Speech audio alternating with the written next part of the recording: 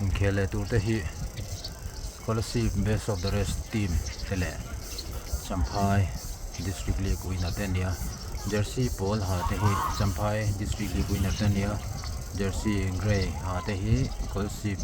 best of the rest team tenia Kolasib best of the rest team te hian in point li an motoa saitong khan khel ma ba hi tunan khel tur ni lo hi khel thum lam ma ba ani janina khel khat naktu ka khel ni Champhai district league winner te hi an point muzat hi kan hret sia lowa maro chu point li am point nga am point ro komo chung ber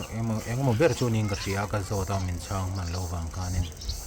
tum tang hun rele te in khel tran do na munum khopang in khel tina poi mo to asang pali na semifinal khel tur an dia khel tran do an ta Kolasib lang pangin game and start doon ni siyama kar pen may ho kan trep pe kan hena sila ma sai sampu ya Barnard Ezra siyama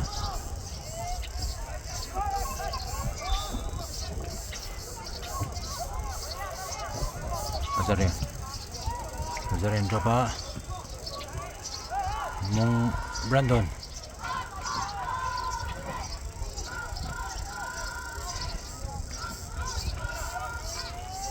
run at bet score so dona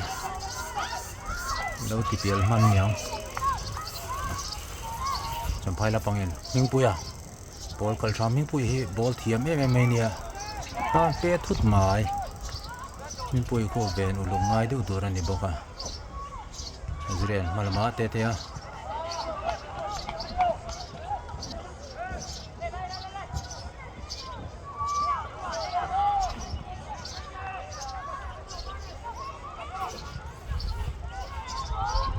zon tluang an sir man pe ya sa pui ron thani na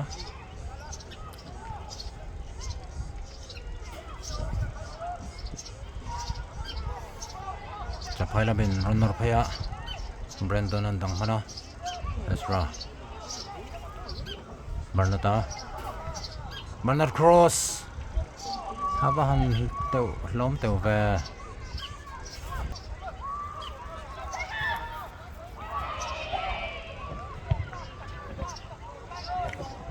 zon tluang na pc zog ni ming puya puyan change ro ba ya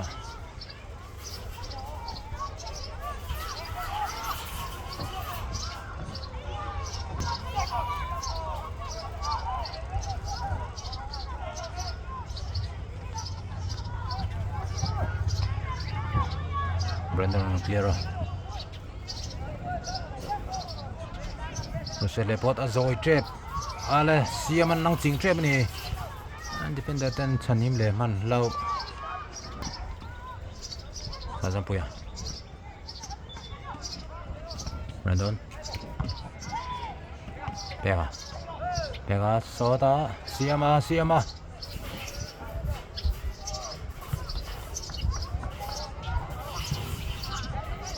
Zaria Brandon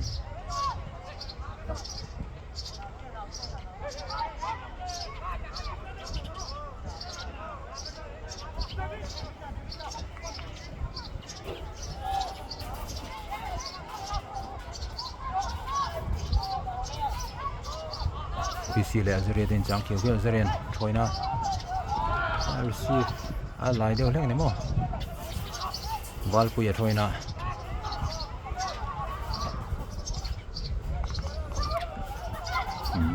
Banat Champhai la pangin bowler ni pet chua ka dipida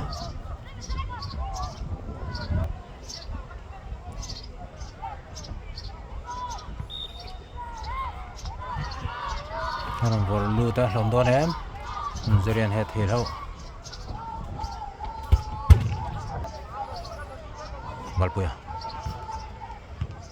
Valpuyan reset lepot avanang chinga BMP ball an disualan lam le ko silamin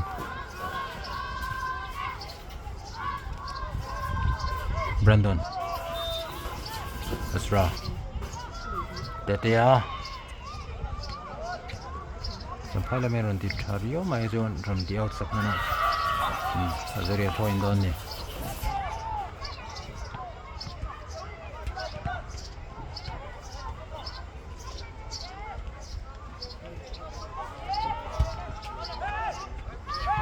TCF lua fall lawati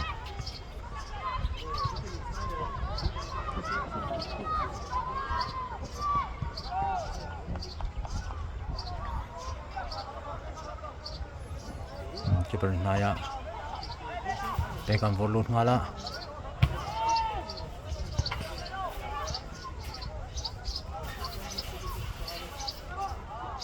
Azra Tetea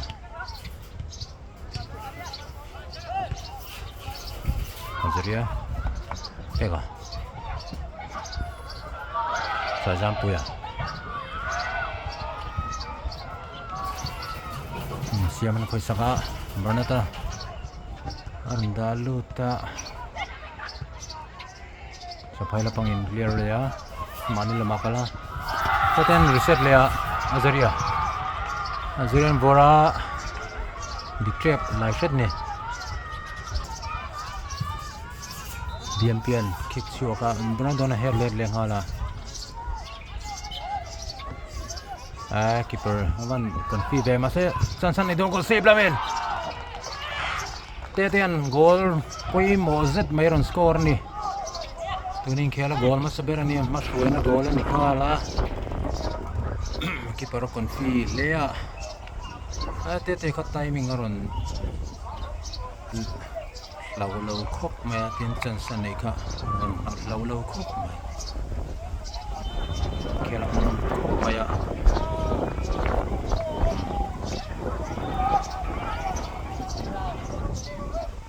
Champhai trong lên đó em game honom đồn bốc ạ Brandon ăn tiêu trong này coi bắt lẩu khác à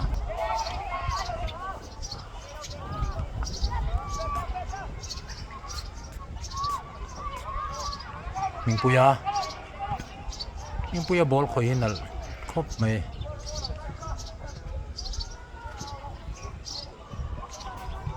haran dalu try mai Brandon tangkaya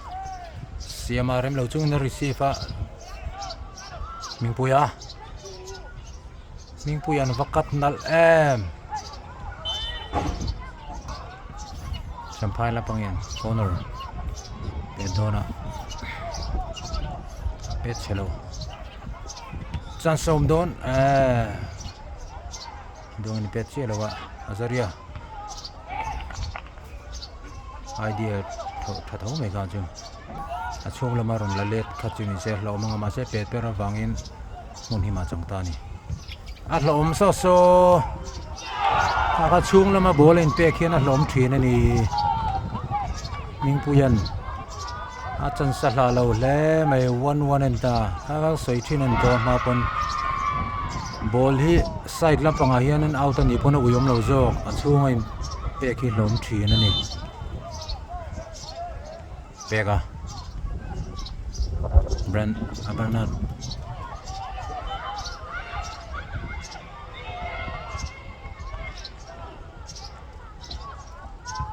Champhai siapa Champhai la pangin Kolasib la pangin Norbele thunga siama la lu thabiau so a follow me long thei khop mai ham dung ai lo re renga Ezra bo ka Ezra ka ti siama kha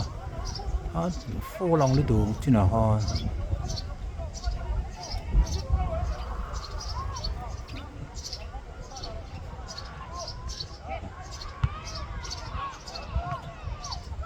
siama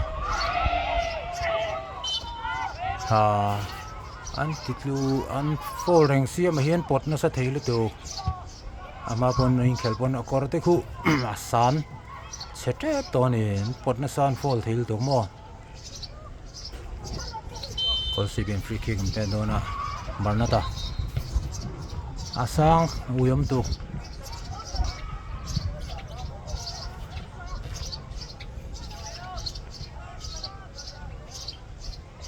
Marnat Asra Brandon Tetea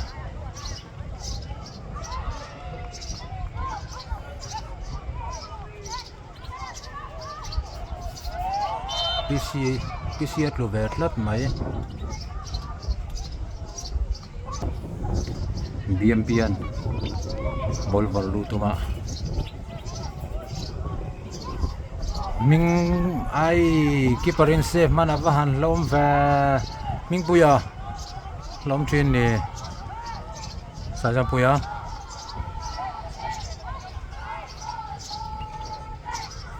Bernard Asra Siama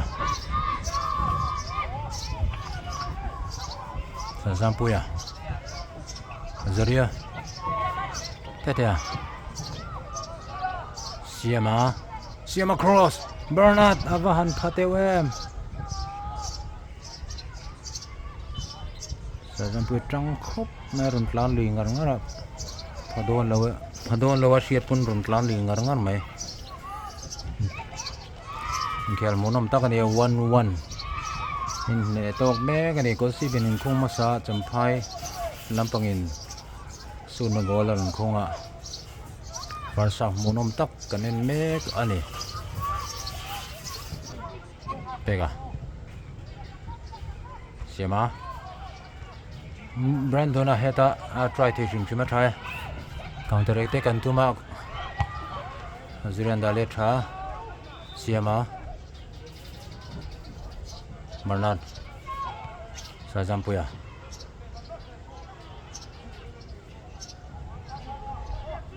Champhai lapangin nor phai velea Ming puya Aliam man out man plat Zaria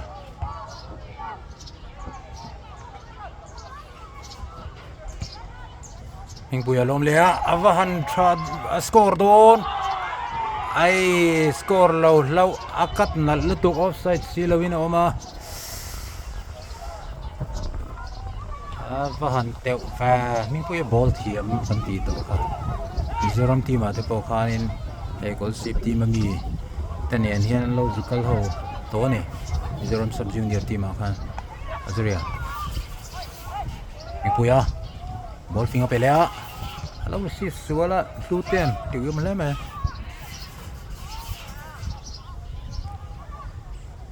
bifela avan lanale offside tlat khachu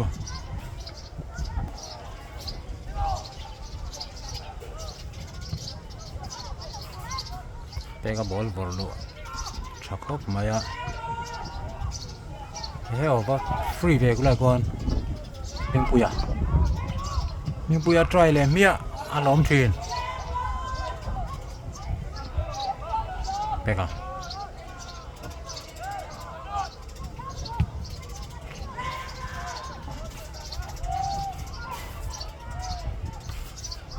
K2 Bernard Bifela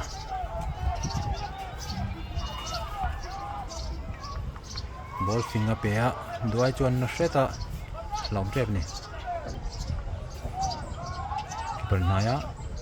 Aziria at hun to lo chunga te khu le ban la chuanga ma Asra tetea Asra Siama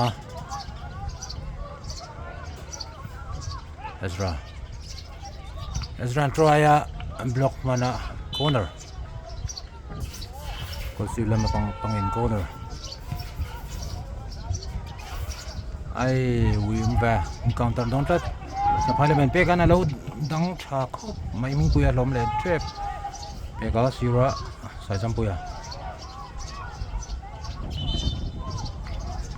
player liam nom tlat banatan mo banna ngai bukha ati palen yanga apapui ve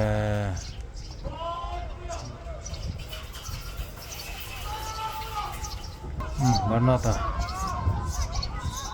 khel chun zom ve le thi don lo we play on le cheni sai Champhai goal troya block out corner Kolasib lampangin corner sai Champhai va moi te lu lem es run corner peta sai Champhai low score khatiang kha atheng vele train avahan timing ve set piece hianin lom ve riu maya Kolasib lampang te po hi corner hianin jena han sai Champhai hanin gola khilaya boina chon gola run khung thun le tani ti sual run thupe moi zat hle mai gol thu tak in khel monom tak ani sai Champhai na vorluta tetia Kolasib lampang thoin tur nia azaria nam tor ma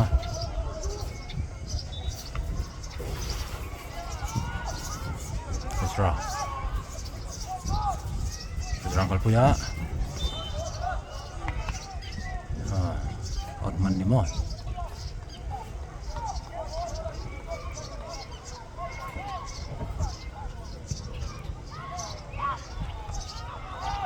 Brandon lo phô lom leo sẽ phơi về lom về thì ra hạt rồi ôm về thố mấy cái tiếng phô khác cái nipo cái kêu chuan nên striker te le midfielder te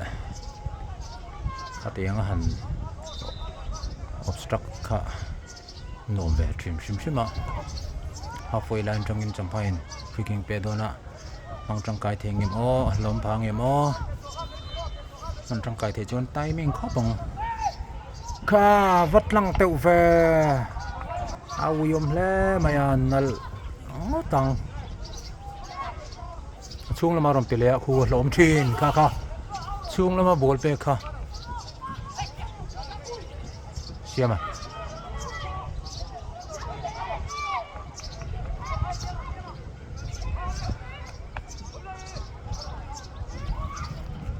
ai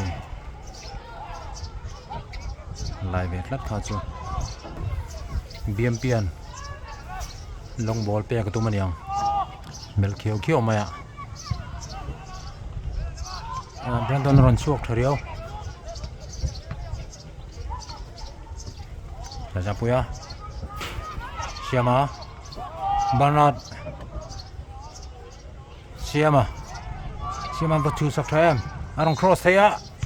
dik teu lu tu Champhai lampangin timing positioning dikta kan lo datlat mai sai Champhai thoin siama Ezra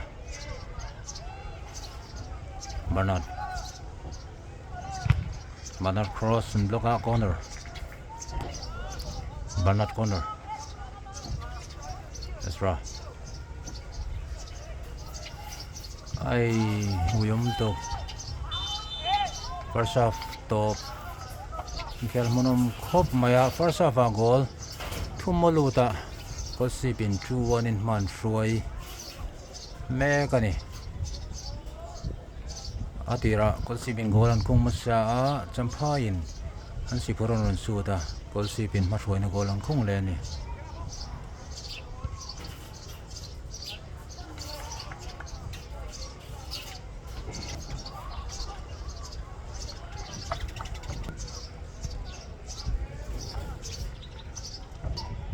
second half Trantorin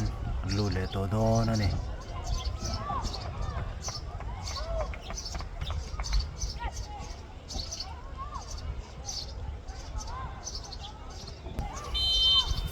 Champhai lam start belu thunga pian da chuak thanghal viewa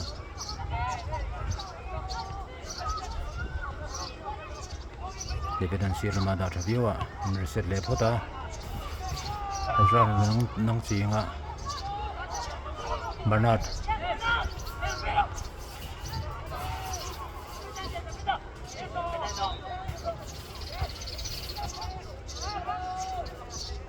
Sajambur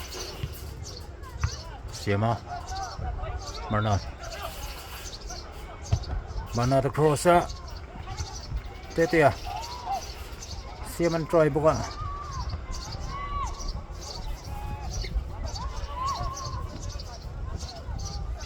Ingpuya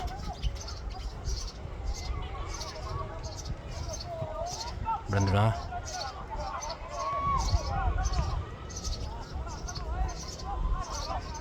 Pega Brandon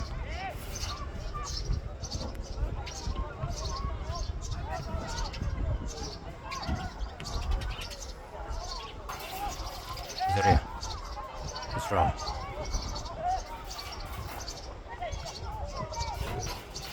Brandon oh Ania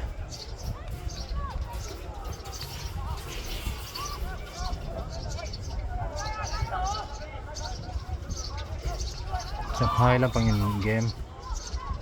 dahil meron tisyon pwede diba kipal naman tayang kacu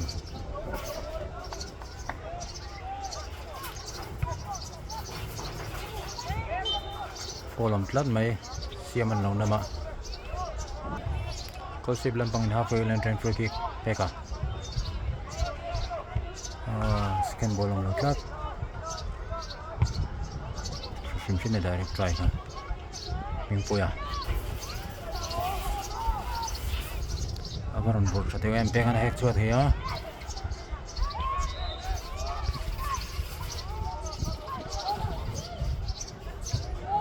Ezra Sajampuya Brandon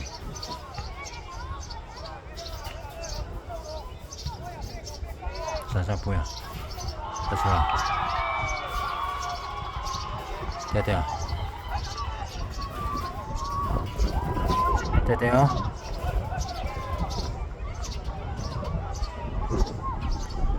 Ezra cross Hello Azuri zone ka triple Sajampuya direct abahan Teufe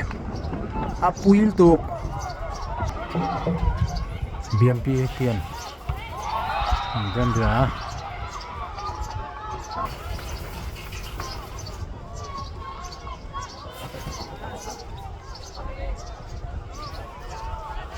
Sajampuya Siam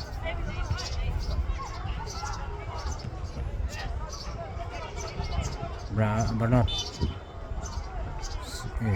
Kolam ni Out mana ni Kacu adjustment visual video ni out mana na lang lawang diba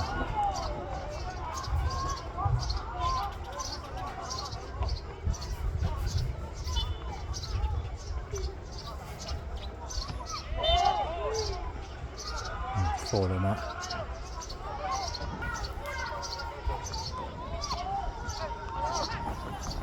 Champhai long ball Zaria Sajampuya clear mana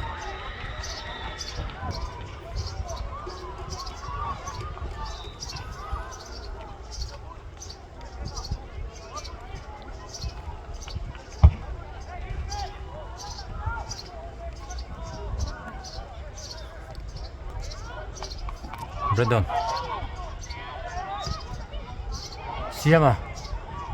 Siema score Teufe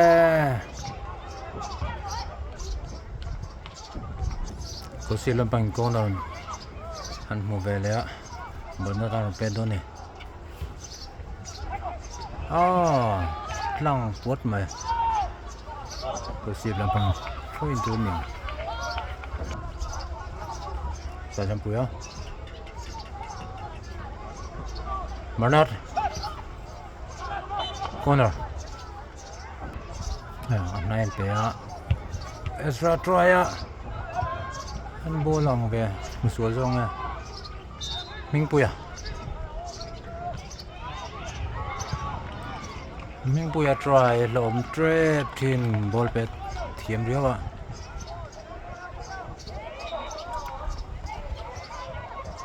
ra Brandon xem mà nار thì à bùi bùi lòng rồi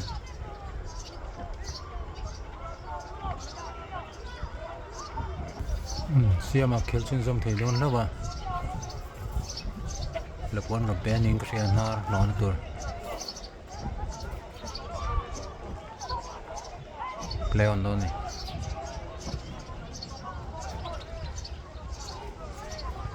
xem à hắn bố lòng luôn từ hàm ngâm lâu nhiều có xí lên con nào bên đó đó ra ai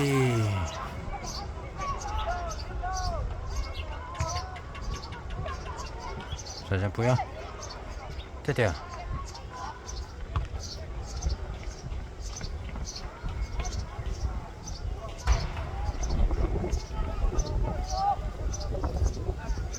side out mía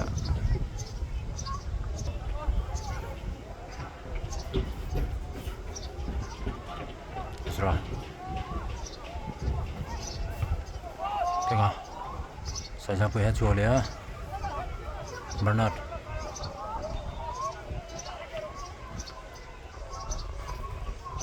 Zaria li phân tì lâu Zaria sát asang ta shet Champhai là pangin drop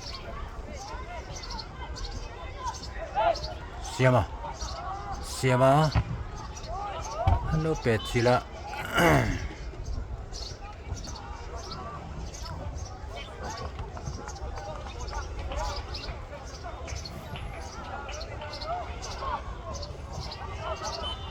throw out thân mãi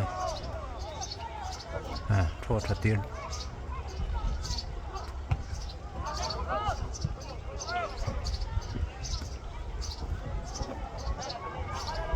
Champhai ya Bernard phô nó chỉ là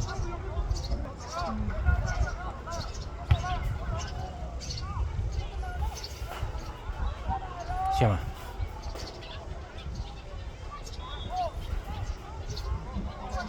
Champhai là bên là lút rồi đó anh em Bernard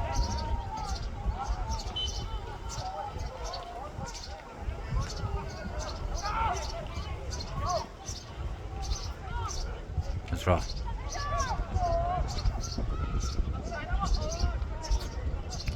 BMTP à cái gì rồi này clear được đâu mày tôm này pass số là lom vào yếm về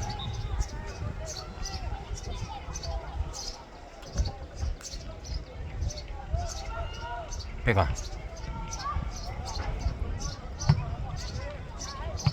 Champhai xem à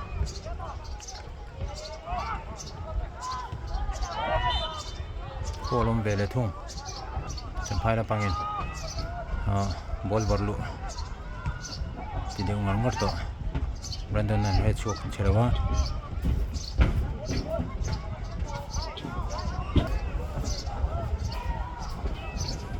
có xí lụm bằng trôi về từ thùng này mình bỏ ngay đầu tiên xia trôi tuôn đi vàng in thế nó sẽ ta vào nhiều em sipur zong ni ma se Champhai hian game si tin boi chom mi lo ma cool dap tho ma Brandon headlet al thea lutia Ezra ai miss pass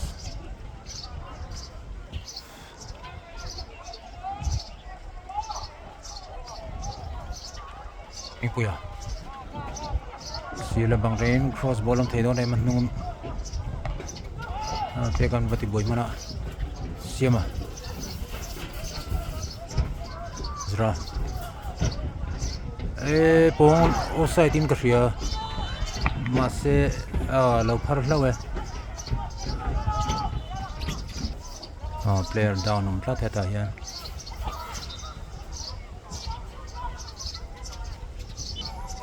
Ezra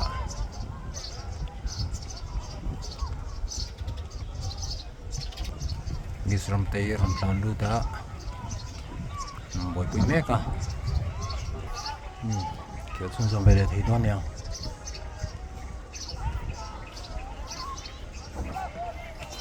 đây cả long bột về đó nè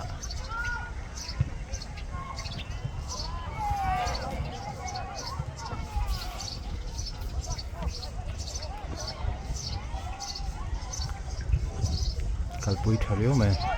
sao trong bụi đóng chặt thế đâu à bột chưa cảm sinh làm gì lâu nè then slide out review mà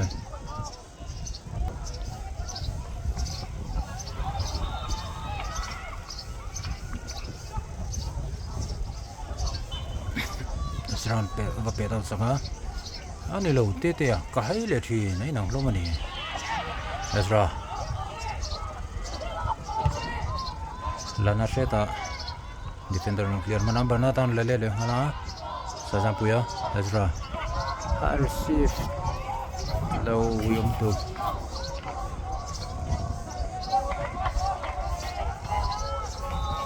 Siama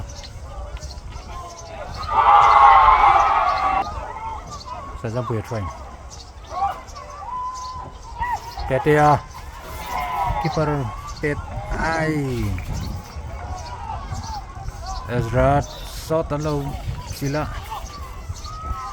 Bernard vẫn đang chính tiểu về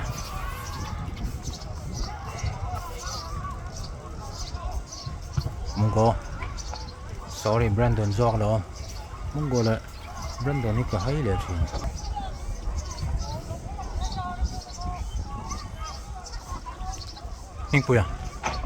nhưng bây anh bố là vợ lưu tân lòng trap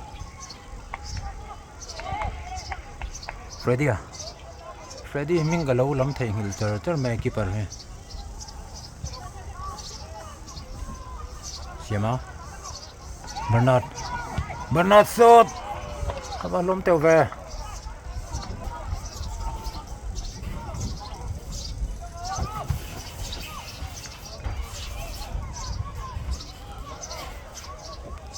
thế đây Azaria Siama cross on the thread thế đây Siama thế đây Ezra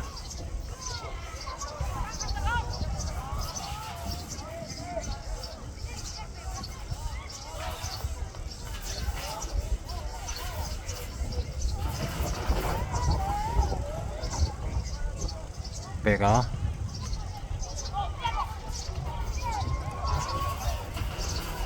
Ezra Siama Azaria cross upon the thread Brandon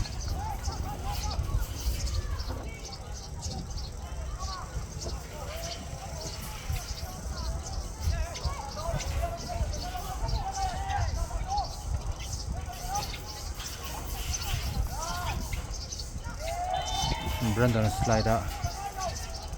rồi fall này Champhai là mình free kick ăn mua mang trong tay thế em ô aku man mấy thế lột sang lưu tục cái lò mà bố yếm về bây giờ tê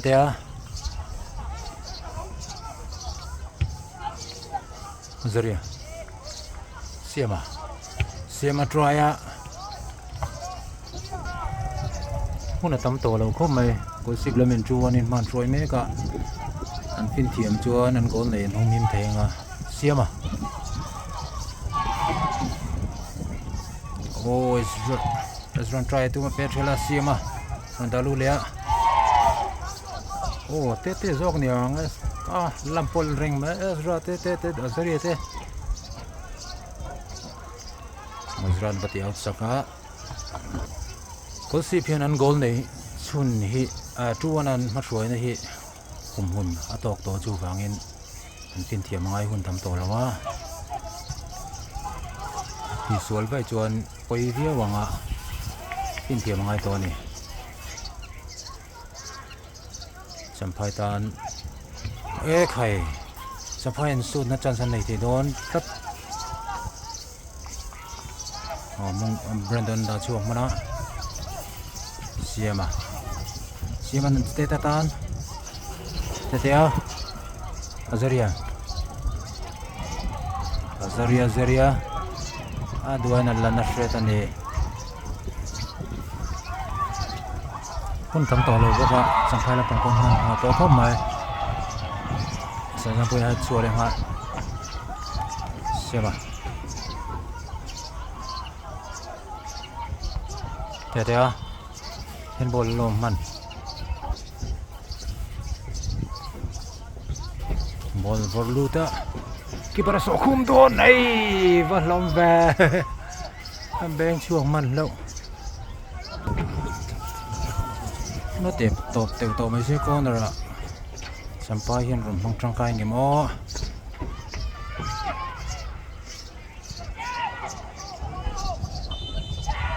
to về ta chia mà hian van lom thuốc về Champhai uyom khop mai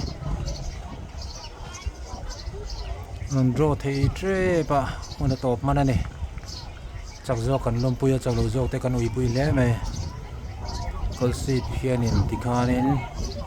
Kolasib BOR hian in points sarian leya zanina khele don ani Champhai BOR tene Champhai district league winner te zanang khel vele don thon ngia talaman sar te po an lo ha ane anh khel te ai mà an lo ha nga ti tur ko pin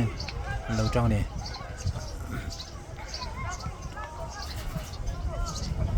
azero nan bai mai muting em ni